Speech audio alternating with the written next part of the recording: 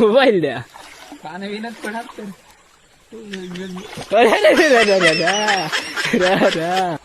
काही पहिली कुठली राहिले भन्नाट भारी भारी ठेव. दिसला काय थै ना इला का थै राहू शकत नाही ती. चल दाखवली चल.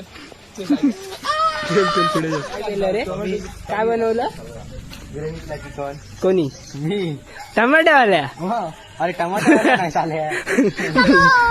मग ते यश सांगा ना, आपण कसं एवढा मोठा मासा पकडला? कुठे प्रॅक्टिस करायचा?